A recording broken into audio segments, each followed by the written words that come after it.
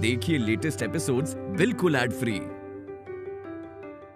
Bharat Ratna doctor Bhimrao Ambedkar को कोटि कोटि नमन। ये कार्यक्रम डॉक्टर भीमराव अंबेडकर के जीवन पर आधारित है, जहां भारत की जनता के प्रति उनके योगदानों को पूरी सजगता से चित्रित और रेखांकित करने का प्रयास है। कार्यक्रम में दिखाई गई घटनाएं लब्ध-प्रतिष्ठ पुस्तकों से ली गई हैं। इस कार्यक्रम के जरिए चैनल की ओर से एक विश्वसनीय, सजग और सकारात्मक प्रयास है कि डॉक्टर बाबा साहेब भीमराव अंबेडकर के जीवन की संघर्ष यात्रा एवं गौरव गाथा पूरे आदर के साथ घर घर पहुंचे और उनके योगदानों से सभी संपूर्णता में परिचित और आह्लादित हों।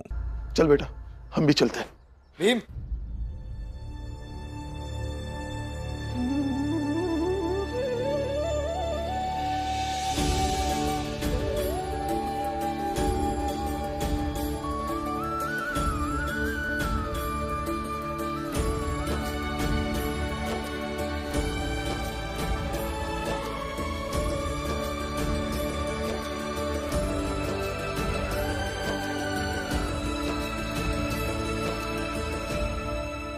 जाना तो मैं भी चाहता हूं, लेकिन मेरे जाने से नुकसान ही होगा, क्योंकि वो लोग अभी भी मुझ पे चिढ़ते हैं।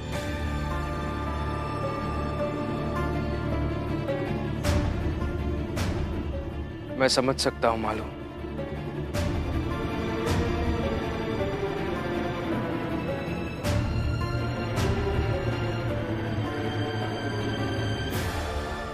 पर बहुत अच्छा लग रहा है तुम्हें ऐसा देखकर,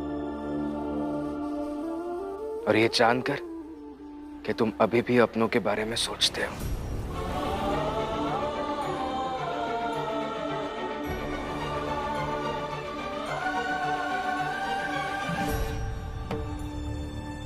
चलिए बाबा, चलिए काका। दीपक, तुम यहीं घर पर रहो और आई का ख्याल रखना।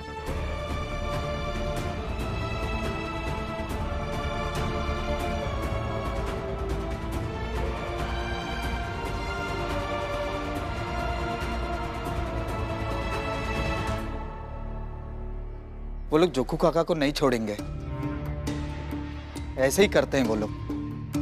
सभा के नाम पे मुझे भी सजा दे चुके हैं। अच्छा ही होगा कि जोखू भाऊ को वो लोग ना छोड़े।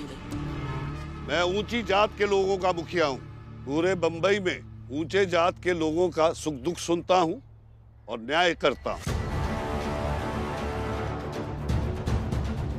तुम छोटी जात के लोगों की हमारे पास शिकायत आई है, इसलिए ये सभा बैठी है।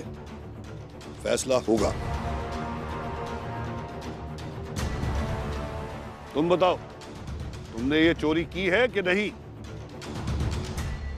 हमसे तीनों बोले कि चोरी करके पैसा लाओगे तो हमका पिए खातिर शराब देंगे।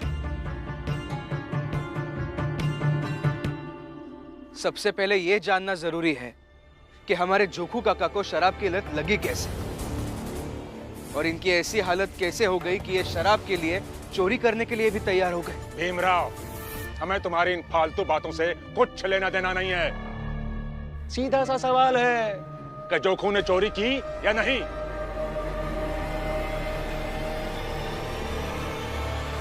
मगर किन परिस्थितियों में चोरी हुई है, इस पर गौर करने की जरूरत है। और जोखू की प्रवृत्ति चोरी करने की नहीं है, हम सब जानते हैं। हम सब लोग इसके गवाह हैं। हाँ हाँ, हम सब गवाह हैं। जोखू ने चोरी नहीं की है। सब गवाह। मुखिया जी, बख्श दो हमारे पति को। मेघनाथ जी और उनके बेटे मिलके फंसा दिए हमारे आदमी को। अब तो पैसा भी वापस मिल गया है, माफ कर दो हमारे पति को। नहीं नहीं मुखिया जी,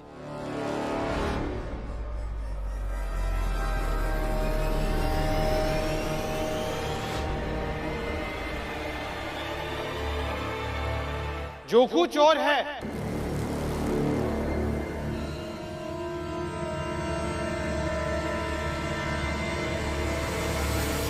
और इसने पहले भी चोरी की थी।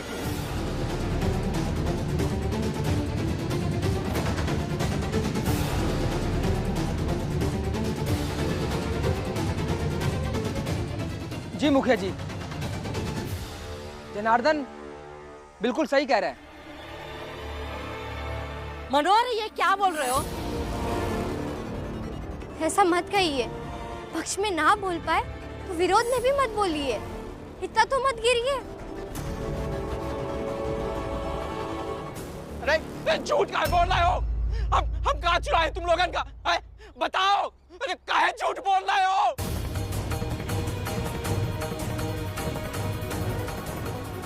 सरपंच जी, हर चोर यही बोलता है कि मैंने चोरी नहीं की, मैंने कुछ नहीं किया।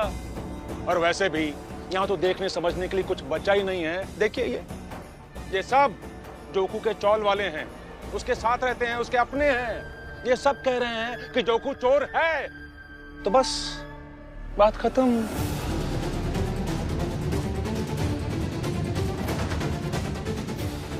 अब तो बस आप अपना फैसला सुनाइए। ये सब इसलिए ऐसा कह रहे हैं क्योंकि ये शिशुपाल जी के यहाँ शराब की दुकान में काम करते हैं, इसलिए अपनी नौकरी बचाने के लिए अपने मालिक के पक्ष में मजबूरी में बोल रहे हैं ये लोग। वैसे तो हम भी कह सकते हैं कि पूरी जात का ठेका लेकर घूम रहे हो, तो जोखू को बचाना तुम्हारी भी मजबूरी है। अरे मजबूरियों से क्या लेना देना? सरपंच जी, आप न्याय कीजिए। नहीं मानते हम इस सभा को, जहां न्याय करने वाला ही कहता हो कि मैं सिर्फ ऊंचे जात के लोगों का ही सुख दुख सुनूंगा, तो फिर हमारी तरफ से कौन सोचेगा? अगर सोचेगा नहीं तो हमें न्याय कैसे मिलेगा? इसलिए अदालत चलिए, वहां तय होगा कि जोकू को क्या सजा मिलनी चाहिए। राम जी, नहीं मानते हो इस सभा को? उस सभा को जो हमारे समाज की न्याय प्रणाली की धूरी है? नहीं मानते हो ना, तो मत मानो, लेकिन इसका अपमान नहीं कर सकते तुम।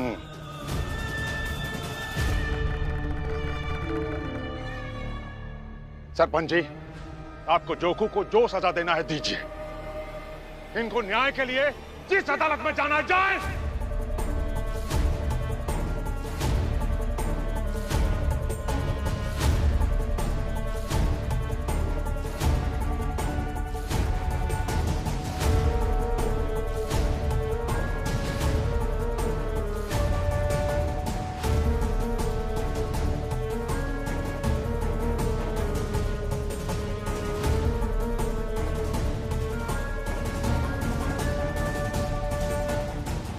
जब इसी की चाल के लोग कह रहे हैं कि ये चोर रह चुका है, तो फिर बचा ही क्या है?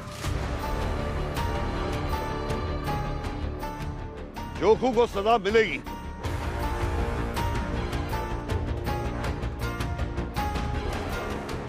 और ये सभा ये फैसला सुनाती है कि जोकू को उसकी चाल से 4 दिनों के लिए निकाला जाता है।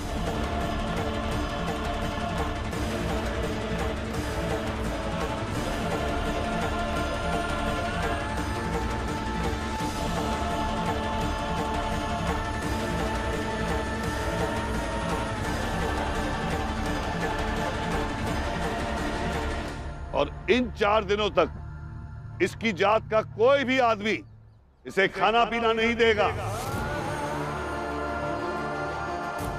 और अगर इसे भूख लगी तो ये ऊंची जात के लोगों के पास जाकर भीख मांगेगा। और जिनका इसने पैसा चुराया है उनकी बिरादरी के सामने जाकर भीख मांगे, ताकि इसको इसकी औकात का एहसास हो। अब ऊंची जात के लोगों पर निर्भर है कि वो जोकू को भूखा रखे या उसे कुछ खिलाएं। और जो भी इस पंचायत का फैसला नहीं मानेगा उसे 4 दिन के लिए नहीं, हमेशा हमेशा के लिए समाज से बाहर कर दिया जाएगा।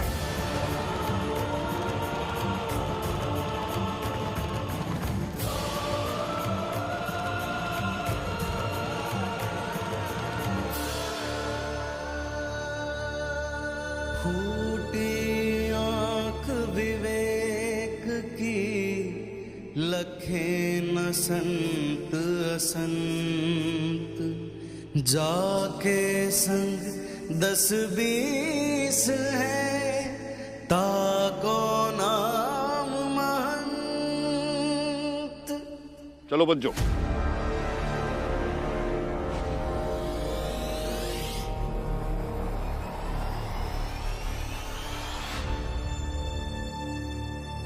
मुखिया जी मेरी बात सुनिए।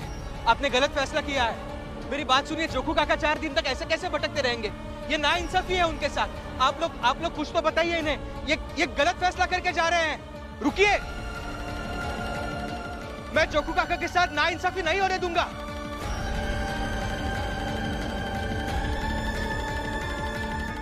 सुनो इधर, जैसे ही भीम लौट कर आया ना, उसे यहीं मार डालो, समझ गए? कह देंगे हमारे सामाजिक फैसले का विरोध कर रहा था, कैसे बर्दाश्त करते हैं, समझ गए? तैयार रहो।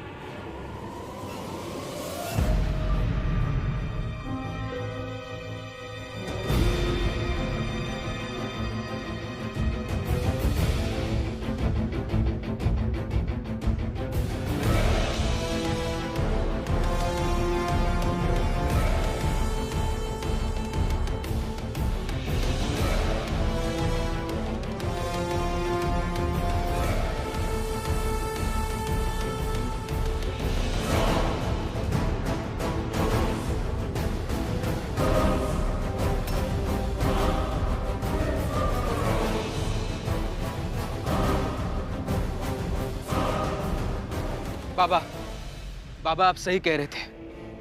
हमें इन लोगों के सभा के फैसले नहीं सुनने चाहिए। हमें अदालत चलना चाहिए, नहीं तो ये जोखू काका के साथ कुछ भी कर सकते हैं। चलिए अदालत चलते हैं और जोखू काका को साथ में लेकर चलते हैं। जोखू काका,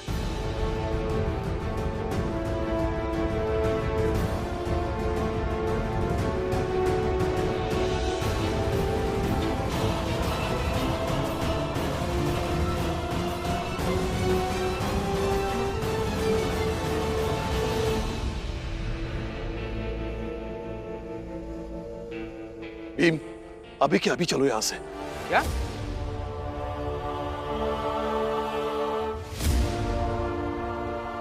बाबा ऐसा क्यों कह रहे हैं आप? अभी हमें यहाँ जोखू काका के साथ होना चाहिए ना। कहाँ ना चलो बाबा, अरे नहीं रहना है। बातें कर रहे हैं आप।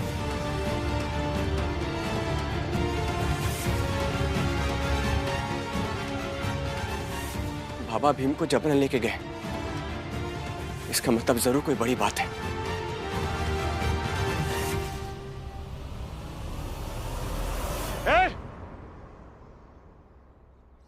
यहाँ खड़े खड़े क्या कर रहे हो? हाँ? जाओ यहाँ से।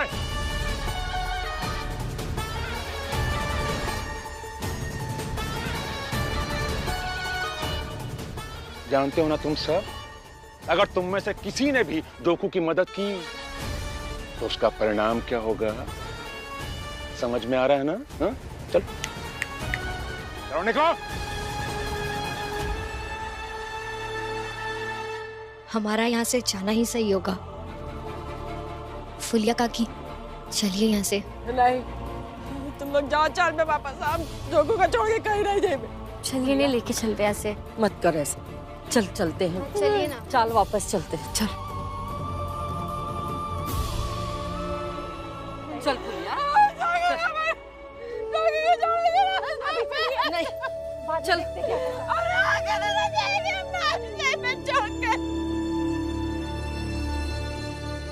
और तुम सब काम पर चलो, जाओ जाओ।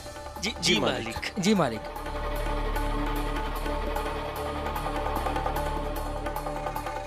जोखू, ये लो, तुम्हारी जात के तो सब लोग चले गए।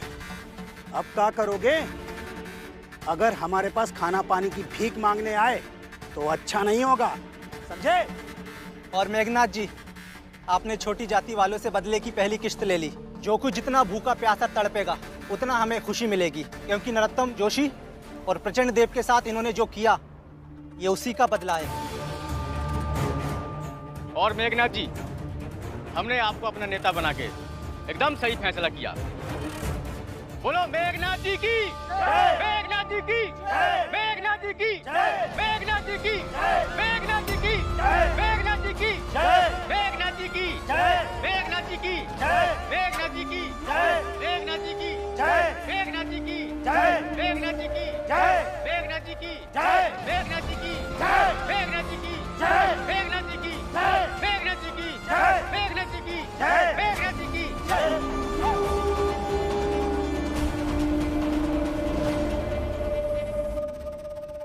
बाबा आप समझे ना मेरी बात को, हमें वहां होना चाहिए जोकू काका के पास।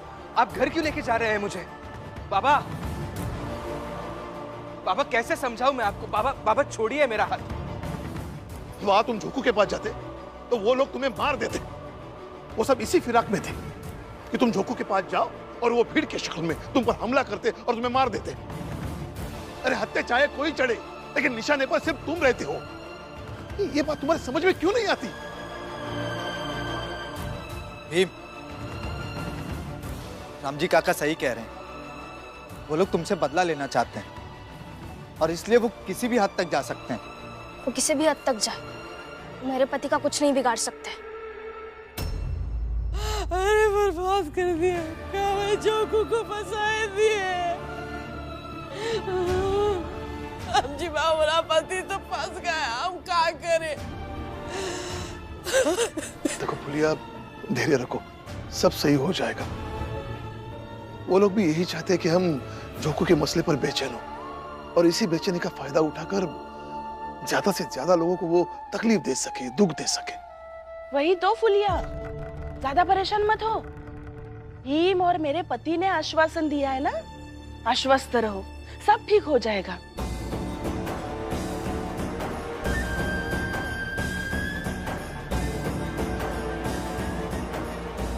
और आप चलिए अंदर, सब्जी बनाइए, रोटी बनाकर खाना दूंगी। इतनी बड़ी मुसीबत आई है और तुम्हें रोटी की पड़ी है। मेरे लिए सबसे बड़ी मुसीबत तो यही है कि मेरी बनाई गई रोटी मेरा पति गर्मा गर्म खाता है या नहीं। चलिए।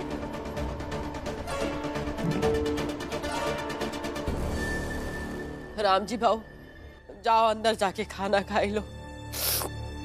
हमरे में अब इतना हिम्मत नहीं है कि जीजाबाई का बहस बर्दाश्त कर सके। जाओ, हम देख लेते अपना, जाओ। अब तो चलिए। अरे जिसके पति को सजा दी गई है वो खुद नहीं चाहती कि हम लोग यहाँ रुके। चलिए।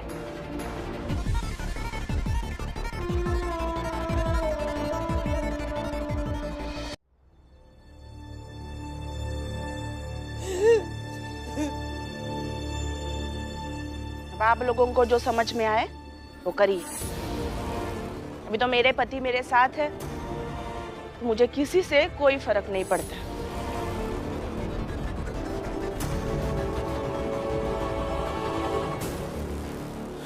हमने जोकू को बचाए लो। 4 दिन ऐसे रहेंगे भूखे प्यासे तो बीमार पड़ जाएंगे, कमजोर पड़ जाएंगे। अभी थोड़ा सहारा बचा लो जोकू को, हम हाथ जोड़ दे।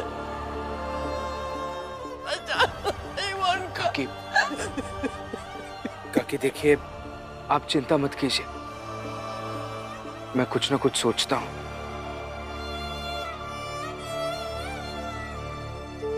फंसा दिया उन लोग, हमारे पति को फंसा दिया। दरोगा साहब, जोकू काका के साथ गलत हुआ है, उन्हें सजा सुनाई है। मेघनाथ जी के कहने पर ऊंची जात के कुछ लोगों ने सभा लगाकर फैसला दिया है, और वो भी गलत फैसला। अब आप ही बताइए, हमारे जोकू काका 4 दिन तक कहाँ भटकते रहेंगे? आप कुछ कीजिए ना। अरे तुम समझ क्यों नहीं रहे हो भीमराव? सामाजिक न्याय में हम हस्तक्षेप नहीं कर सकते। देखो भीमराव, मैं एक व्यक्ति हूं और समाज मेरे जैसे कई व्यक्तियों का एक समूह है। आपके हस्तक्षेप करने की बात नहीं कर रहा हूं मैं, कानून के हस्तक्षेप करने की बात कर रहा हूं। और कानून को हस्तक्षेप करना पड़ेगा, क्योंकि ये सामाजिक व्यवस्था, ये समाज तो ऊंची जात के लोगों ने बनाया है। सामाजिक व्यवस्था में ताकत उनकी, पकड़ उनकी, फिर हम क्या सिर्फ पीसते रहे? ये लोग सरेआम ऐसे सभा लगाकर हमारे लोगों को सजा सुना रहे हैं, झूठे आरोपों में फंसा रहे हैं। ऐसा कैसे चलेगा दरोगा साहब? और कानून यहाँ हाथ पे हाथ रखकर बैठा हुआ है। आप हाथ खोलिए और चलिए मेरे साथ। जिद मत करो भीमराव। मैं जिद नहीं कर रहा हूं, मैं बस हमारे हक की मांग कर रहा हूं। और आपको हिफाजत करनी पड़ेगी। कानून व्यक्ति को सुरक्षा और स्थिरता प्रदान करने के लिए होता है, ना कि ऐसे भटकते रहने के लिए, मजबूर होने के लिए। देखिए, आप जल्द से जल्द कुछ ना कुछ कीजिए, नहीं तो ये भीमराव यही खड़ा रहेगा दरोगा साहब, नहीं तो धरने पर बैठ जाएगा, नहीं तो कुछ नई नौटंकी करेगा। इसीलिए मैं यहां आ गया हूं ताकि देख सकूं कि आज ये क्या करता है।